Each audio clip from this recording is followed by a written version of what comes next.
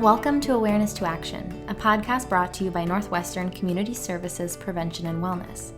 I'm your host, Casey, a social worker and prevention and wellness specialist here in Virginia. Our goal is to bring you stories of people who are engaging in their communities in meaningful ways, to hopefully inspire and encourage you to seek those connections in your own community. Hello and welcome back to Awareness to Action. Today we have Connie Harrington joining us on the show. Connie is a content strategist, mom of two, and a survivor of murder-suicide loss.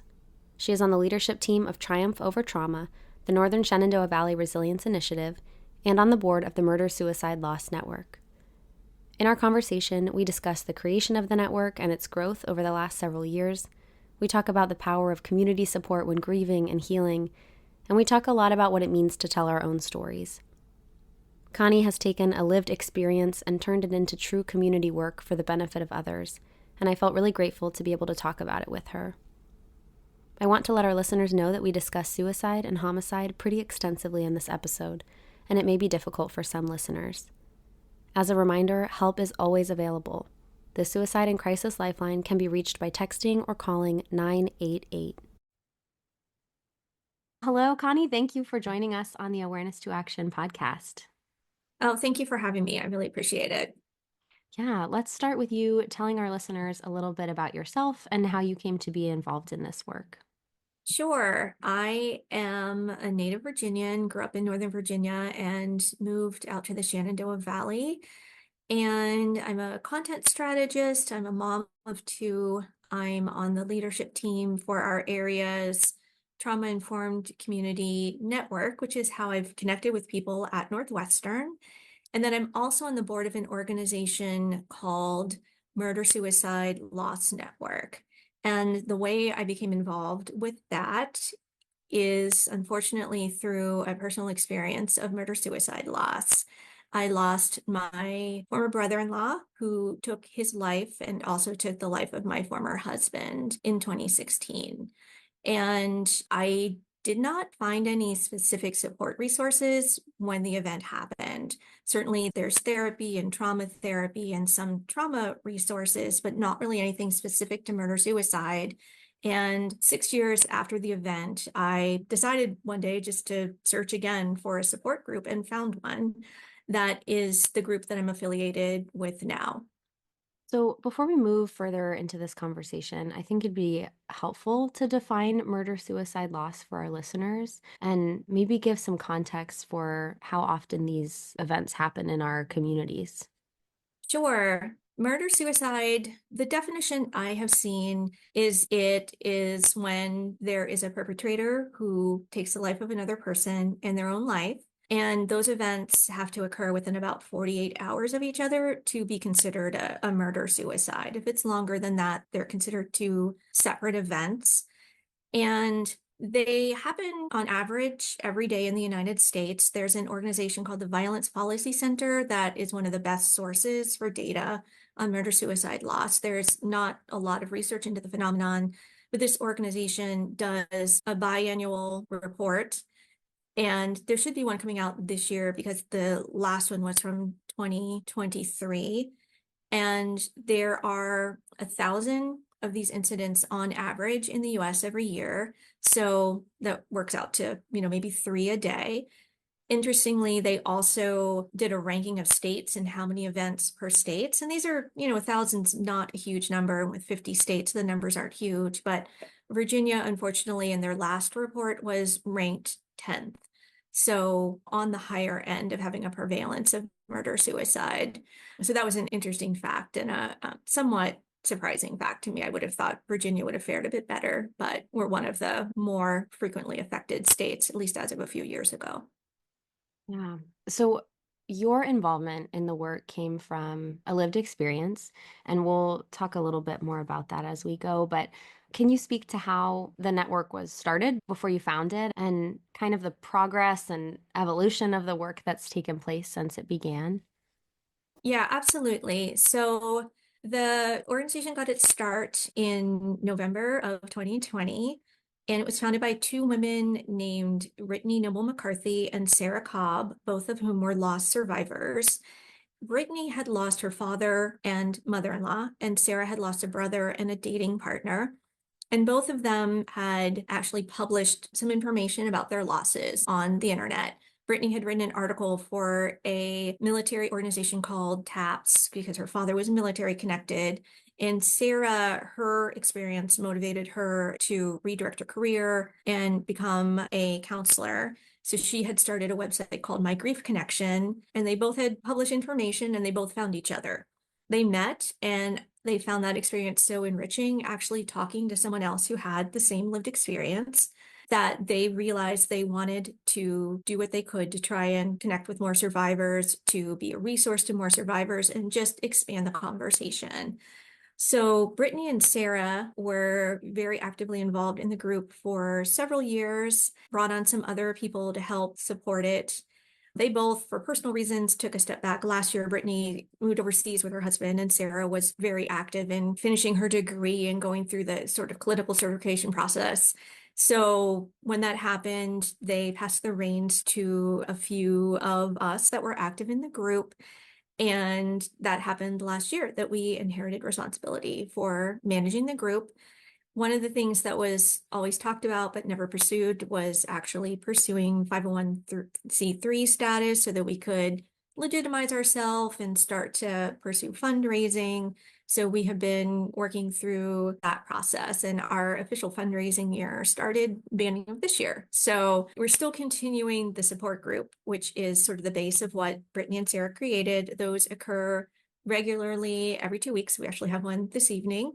And we're expanding more into advocacy, like we're attending some events locally, hoping to do some national speaking, and then working on some other projects. So I think we'll talk a little bit later about our podcast that we're working on, where we're actually partnering with a clinical psychologist who has an interest in murder suicide.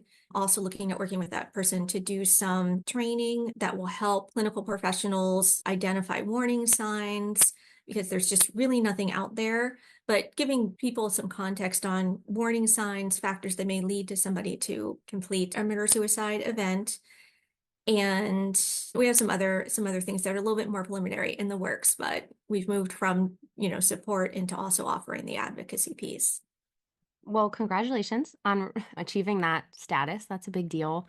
I love hearing how groups and organizations come to be, because I think a couple years from now, someone might look at the Murder Suicide Loss Network and just assume that it's always existed or always been doing the kind of work that it's been doing. But I don't know, when you can hear about it being something that was started so recently by two people who weren't finding the resources that they wanted and felt like there was a gap that they could fill, and now just a few years later saying, okay, we've been doing support really well. That's what's worked for us. How can we expand to offer more to more people?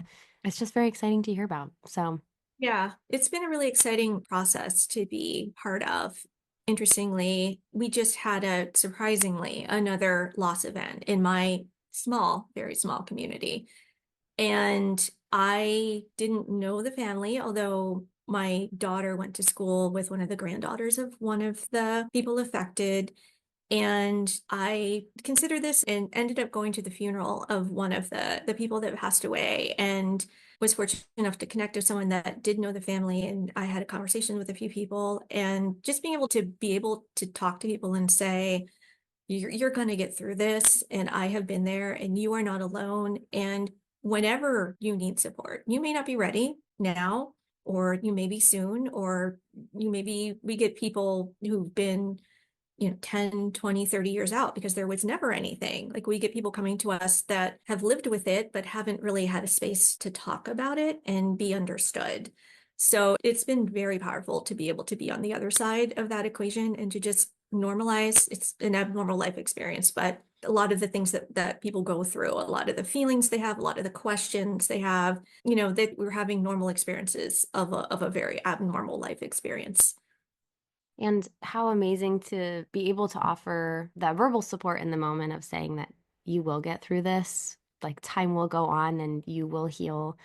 And to say, also, there are tools, like there are some Yes. real tangible things that I can offer to you that we've started in our community. That's just so wonderful. What could what could be more powerful than that combination of things? kind of thinking about this abnormal, normal experience, one theme of our podcast over the past few seasons, I feel, has been the duality of loss, like of public and private losses, traumas, struggles. I just feel like we've had a lot of conversations about the ways that something being public or private can influence healing, ways that communities have come together when they experience loss, and then ways that individuals do it. And murder suicide loss is a very public and often sensationalized loss. But the grieving and the personal loss is, of course, private and probably very hard for others to understand. So I would just love to talk about kind of the impact of that public nature on survivors, like for it to be a loss that is heard about and, again, sensationalized in the community surrounding someone. One of my colleagues that I work with on the Murder Suicide Loss Network described it as feeling like a rock star for all the wrong reasons. Your family's name is suddenly very public. There are obviously the why questions that you grapple with on the individual level. But, there's the bigger why, the why that the community has. Like, how could someone that we know, and, in our case in particular, they take different forms, but in my case, my former brother-in-law and former husband both lived in the same community where I live now. My brother-in-law had lived here for, I don't know, 30 years maybe. And people knew him. Kids had grown up with him, gone to the same haircut place for years, gotten his car fixed at the same place for years. And we're a very small community. And so it was interesting. Like, I found out like a day after the event, I actually could not get in touch with my former husband and found a post on Facebook that there had been an incident in his neighborhood and that 2 people were dead. And I knew in my heart it was him, but the community knew and we're talking about it before I even knew. And there certainly were conversations about some somewhat unfortunately disparaging things about my brother-in-law and things like that that just weren't helpful, especially in grieving, and lots of questions about what was going to happen with my kids. It just things that all of a sudden your personal life is very public. And what I've also thought about a lot, and especially thought about recently as my community went through another loss, was it affects people. Like, if you are connected, even if it's your neighbor, if it's one of your child's fathers that's affected, you are affected too. And maybe you're not grieving per se, but you're questioning. And this is a conversation that you never expected to have, or an experience that you never expected to have. And just like it was difficult for us as an affected family to find support, there really isn't an infrastructure to support the community or places to go where, like, crisis counseling, like there is, but people may not identify a need. There's no real structure to sort of help the community heal and move on from this. And unfortunately, your family's name is in the newspaper and there's articles published, and sometimes the articles talk about the why, and there's sort of this true crime aspect to it. It's a strange thing when your life almost becomes a true crime story, and you're trying to investigate the backstory of the why and what conflict was there and what sordid deeds happened to lead to this unthinkable act. And there's pieces of truth that get out into the public sphere that live there and stay there. And being in the same community as my children have grown up, it kind of keeps surfacing sometimes with their circle of friends, where they know something happened and they'll search for it, and they'll have questions, or part of the story's there and people are filling in the gaps. So it's kind of a thing that stays with you and, can kind of come up at any time. And it's taken a while to kind of just learn to accept that in some ways. Like, even when I went to that funeral a few weeks ago, and one of the family members I talked to that lives in the community, she said, people are going to talk about us. And that's just it's a hard thing, just knowing that you're kind of now part of the folklore of the community, if you will. Yeah, and I have to think that when there's a loss that doesn't capture the public interest in the same way or get talked about in the same way, like the only thing that really goes out there usually is an obituary. And no media group is trying to get clicks on an obituary. But if there's a story to write about and there's a way to market it that gets people reading and talking, that's what's going to happen. That's how media works. And so, do you have any thoughts about how these things are discussed in the media? We've talked before about how there's not really any guidance for media outlets on how to discuss these kind of Right. losses, and that There's not. there's definitely guidance on how to discuss suicide. I'm certain there's guidance on how to probably discuss homicide, but there's not really anything specific to murder-suicide loss. So relatively speaking, I feel like my story, even though it was in the public sphere, it wasn't as sensationalized as some. And that is definitely something that comes up in our group, is sort of the pain of having these stories, these very public stories about your family. And I've read a few about some of our members, and some of them are, they're trying to hit that true crime element. They're trying to, paint a story that's interesting to someone, but not necessarily fully factual. And one of the interesting things about murder suicide that I think a lot of certainly journalists don't know is that there has been some good research done around the why. And there's a researcher at Florida State named Thomas Joyner, who's written a very good book called The Perversion of Virtue. And the basic premise is these events are primarily suicides. And in the thinking process, which is obviously a very confused and painful thinking process, if you were getting to the place where you're contemplating suicide, the people that perform these actions believe that it's the right thing to do in a lot of cases, to bring someone along with them. And so it's not necessarily these sordid stories of failing finances or failing relationships. It's more a very difficult individual story. It's unfortunately a suicide story where someone's thought patterns have gotten, I guess, disorganized enough to think that it's the right thing to do to bring someone with them. And it's really not. There's nothing sensational about it. It's just a very personal, painful situation. Yeah. Your team is starting a podcast, The Final Act, which we'll share in our episode description.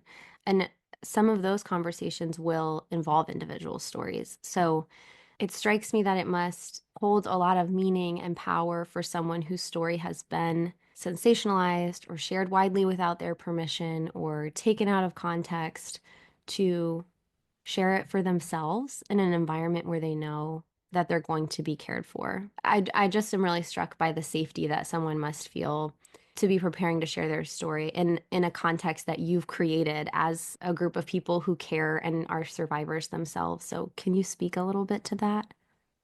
Yeah. So the Final Act podcast, as I mentioned, we're partnering with a clinical psychologist who is one of the hosts, and then one of our group members, who is also a mental health practitioner, is the co-host. And most of the participants in our first season are people that have been part of our group.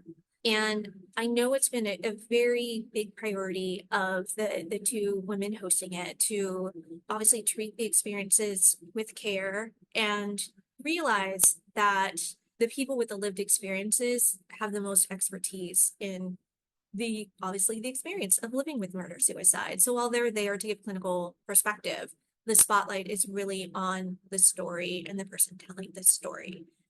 And part of the aim of the podcast is to talk a little bit about some of those red flags or warning signs that something may have been going in a bad direction that ended with this ultimate event.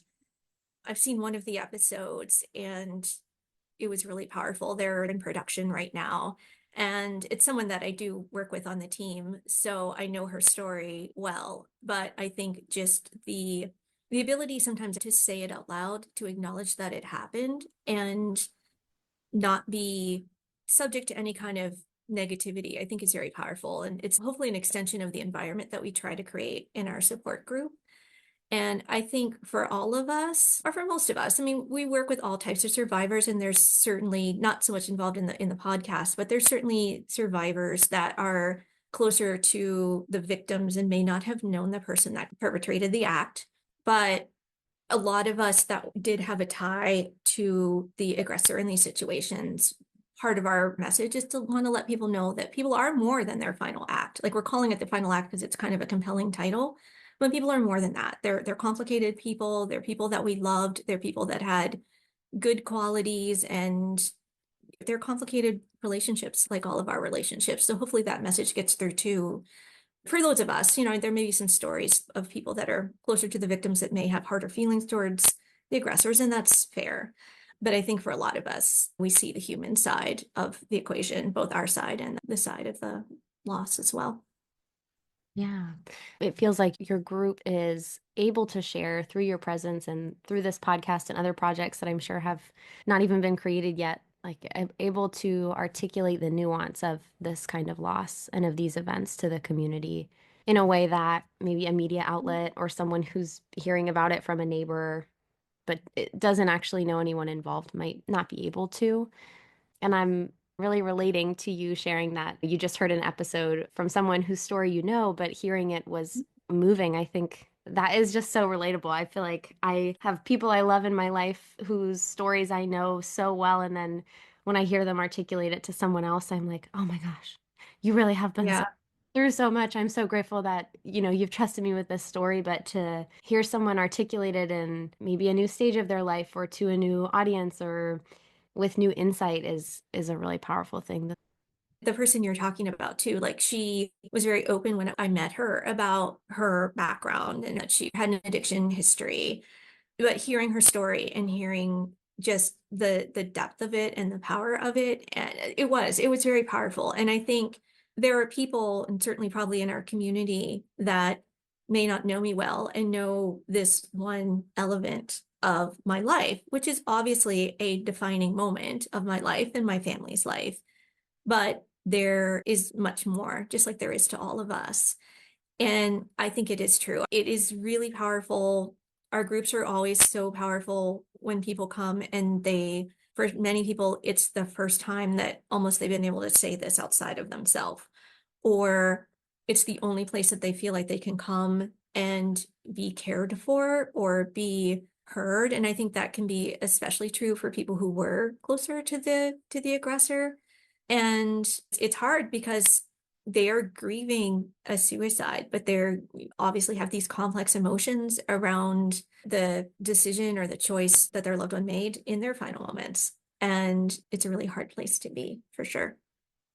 And then what a gift to have your podcast reaching people who maybe have not felt that empowerment or ability to tell their story. I think for so many of us, we feel the power to do that once we hear someone else tell their story. Like I hear a Right. story and I say, oh, if they can do that, I could probably do it. Or if they're willing to share that with others, then maybe I can talk about what I've been feeling or what I've experienced.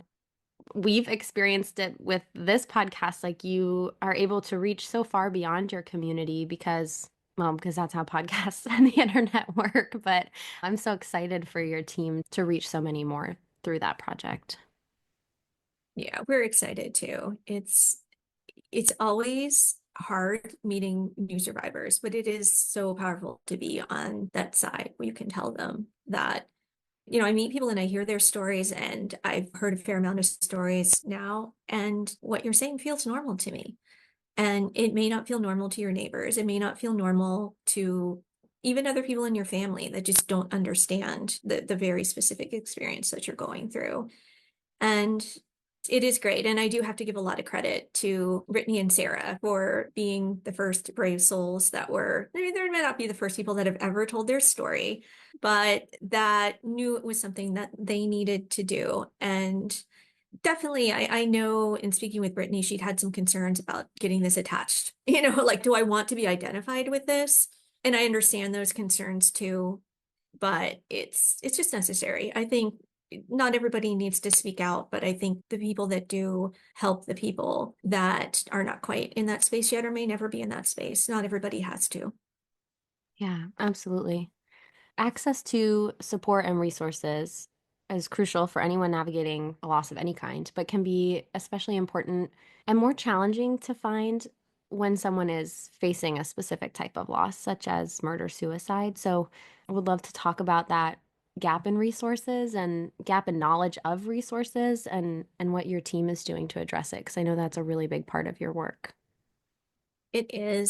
There, interestingly, as I mentioned, there really isn't at this point any specific clinical training that we're aware of. So we've definitely heard stories of people approaching therapists and some therapists feeling not well equipped to counsel them, which can be a very difficult thing to experience as a survivor. We've also had the experience where some people will try to go to suicide groups, but that can feel uncomfortable. The suicide community, certainly I'm sure this is variable, but I've heard people say that they don't feel comfortable because when people understand that there's another piece to the loss, it's just they're already grieving and they don't want there to feel stigmatized, or it just doesn't feel like a right fit for a lot of people. So certainly our group is a good resource as a first spot. If any of your listeners happen to be in Georgia, there is a state level program for murder suicide loss. They're the only state that offers anything. It's done through their domestic violence program, and they're also able to work with people a little bit in Florida. Other than that, it's a little dense, but the Perversion Virtue book by Thomas Joyner is helpful in kind of putting that why puzzle together. There's also, for military connected people, TAPS, that organization I mentioned, can potentially provide some support. And other than that, certainly trauma equipped therapists are great. I think some of the resources I've heard good things about from people on our team. There's David Kessler, who is a grief expert. He actually, I think, studied under Elizabeth Kubler-Ross, and he's probably best known for a book called something like The Sixth Stage of Grief that talks about finding meaning in loss. And I've heard that's really powerful. And then Alan Wolfelt is another practitioner that people seem to resonate a lot with. There's like a journaling book with like 365 prompts to kind of work through grief that people find very powerful.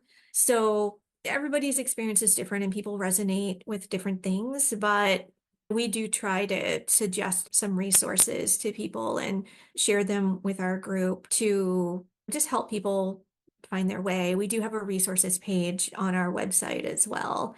And then the last, I will mention our founder, Sarah Cobb, runs a website called My Grief Connection. And she really, for lack of a better term, tries to be like a clearinghouse for different grief resources. So support groups and things kind of all over the country, and helps sort of connect and promote people to different resources. So chances are a lot of people in the grief journey can find something useful on her website as well. Well, I will link all of that for anyone listening. If any of that kind of stood out to you, it'll be in the episode description.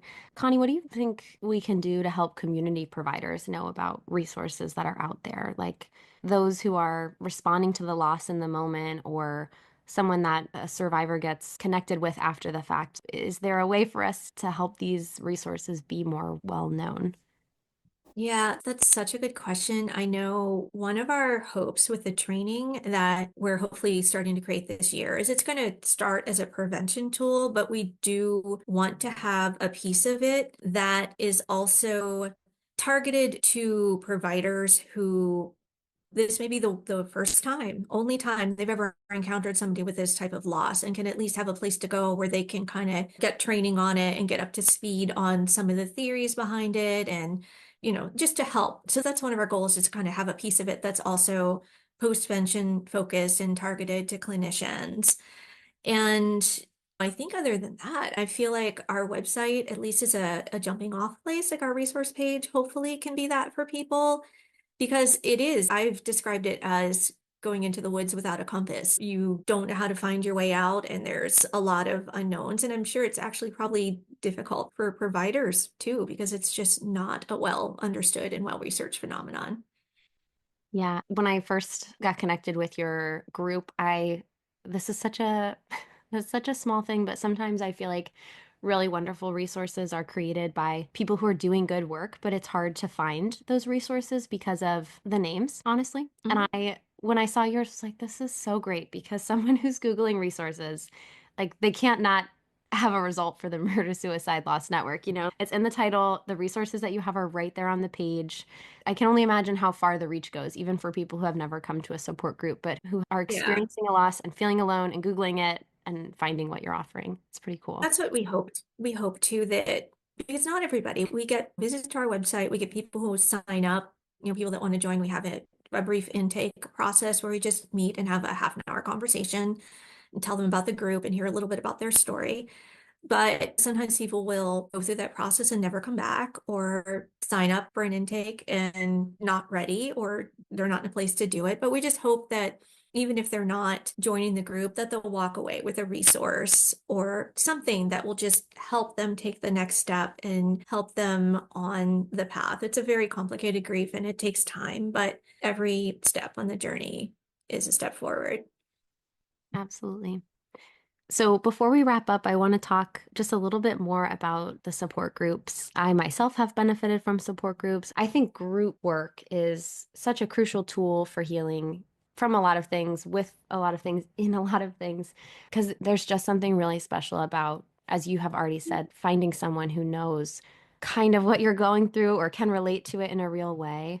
And it strikes me that your group would be particularly useful in this very specific and very difficult type of loss. So just wanting to know how you would describe your groups, a few words you would use to kind of articulate what they are and what they've done for the community.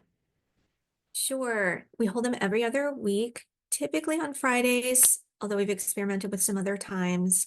They're held virtually through Zoom. We have people from all over the United States and some people in Canada as well that join. And they're an hour and a half long. And we start with a brief introduction where we go around, introduce ourselves, mention those we've lost and the dates and sort of, real basic getting to know you information just to give everybody some context. And then they are typically open discussion. And interestingly, they work really well. Usually, some people are there because they may have had something that they need to talk through, an incident that happened in their life. Some of them are still navigating the legal aftermath of this situation, or some people may be approaching an anniversary or may have brushed up against another similar loss that is causing them to have some strong feelings that they need to talk about. So we open the floor. And usually we get one person that has something on their mind that they bring up, and then not everybody speaks, and we're certainly okay. People can come and listen if they need to. Nobody's required to participate, but usually we all can relate. I've never found someone's story, even ones that are very different from my own, that I couldn't relate to. And we're able to kind of share perspective. And my perception now is I know when I was a few years out from my loss, I was sometimes second guessing myself, like, wow, this isn't getting better. I'm not making progress. I'm not figuring things out. Haven't put all the puzzle pieces of my life back together. And now I look at those people that are less further along in their journey than I am. And a lot of times it's okay that you haven't put all the puzzle pieces together. It's okay that the holidays are so hard for you. Sometimes it's just offering that understanding that it's like, yeah, no, what you're experiencing is true and normal and correct. And so they tend to be very free-form discussions. Sometimes we'll start with a topic like when the holidays just passed, that's obviously a very hard time. And so we'll kind of start with how are you feeling and what does this mean to you and things like this. But a lot of times we just let the group develop as it does. And I think it's always very powerful. And right now, we have sort of one group for any type of survivor, and we also do accept people who are attempt survivors. So sometimes it's the actor and sometimes it's a victim that survives, but we welcome those people because they have nowhere else to go. And people that may have been closer to the aggressor, closer to the victim. A lot of times it's both because a lot of times these are interfamily issues.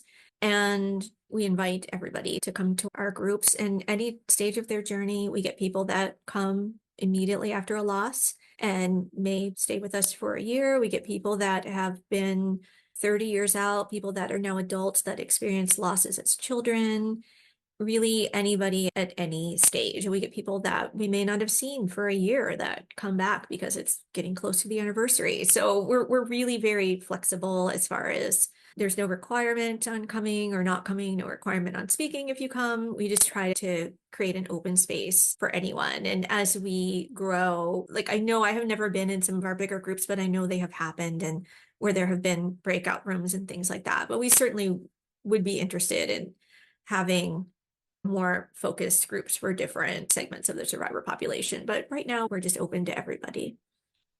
And that so beautifully mimics the healing journey. Healing probably doesn't look like having to attend a meeting every week. It might be like there's a season where I really feel like I need this every week, and then I'm going to go 6 months and then check back in with these people who are offering support. I love the openness of that. And I also love what you shared, that you have never not related to a story, because that's so true. If you're really listening and you're really opening up to what someone's sharing with you, it's very hard to not find something that resonates, right? There's always going to be a way that another person's story touches your own and your own healing process.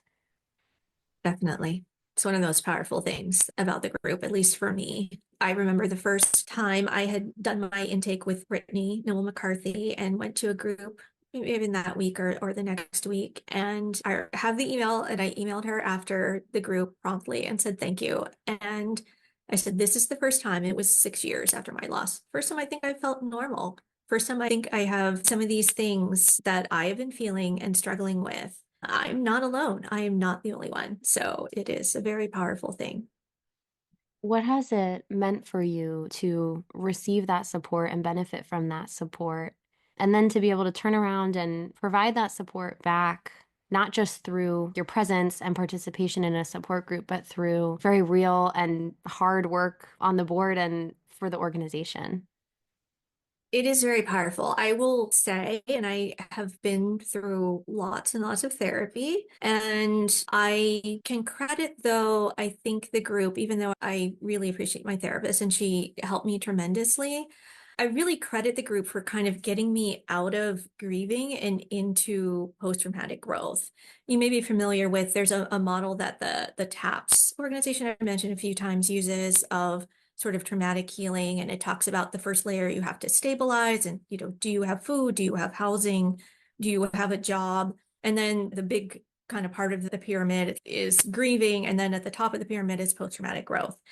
And really being part of this group and actually attending consistently as I've been involved with the group has really just been the thing that helped me kind of close out grieving.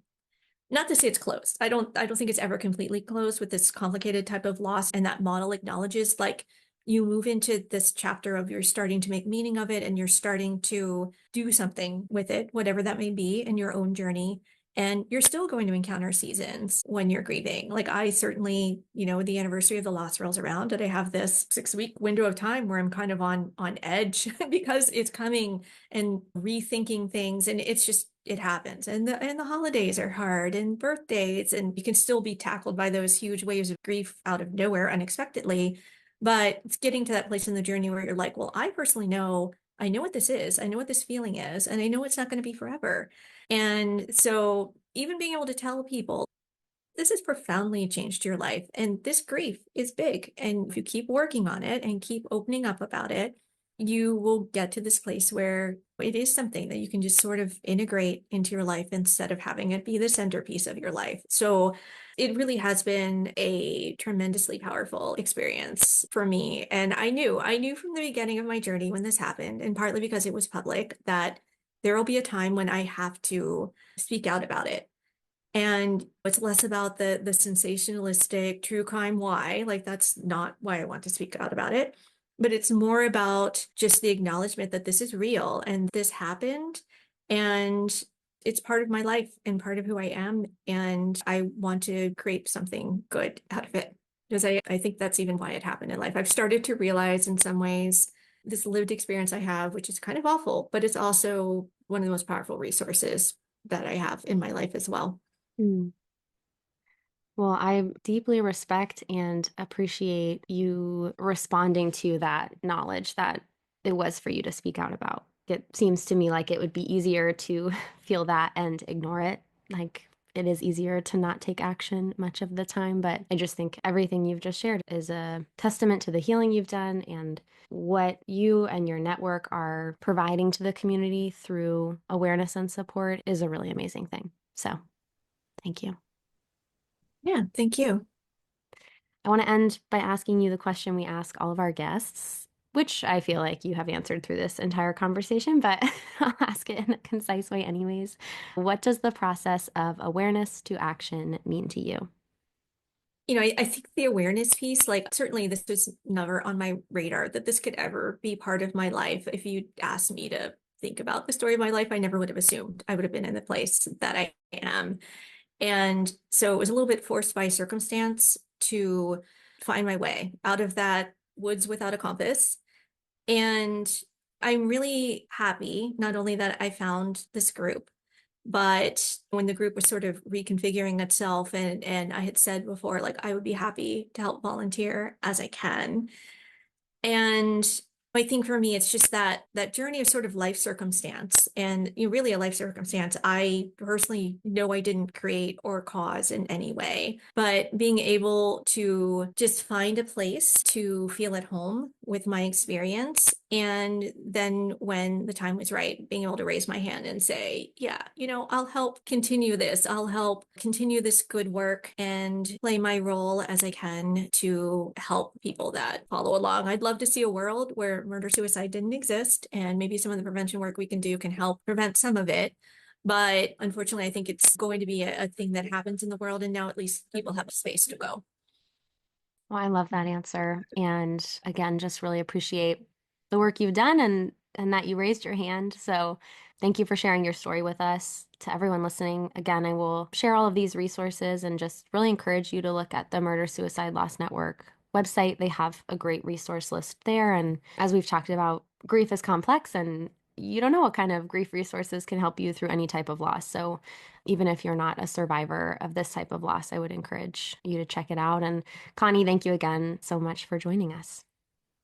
Yeah, thank you. I really appreciate it. I think the more opportunity we have to just talk about it in a more hopeful light, in a more factual light, kind of helps all of us who are navigating this type of loss. So I sincerely appreciate you spending time with me. Absolutely. Thank you for listening, and thank you again to Connie for joining us. Be sure to subscribe to Awareness to Action so you don't miss out on any future episodes.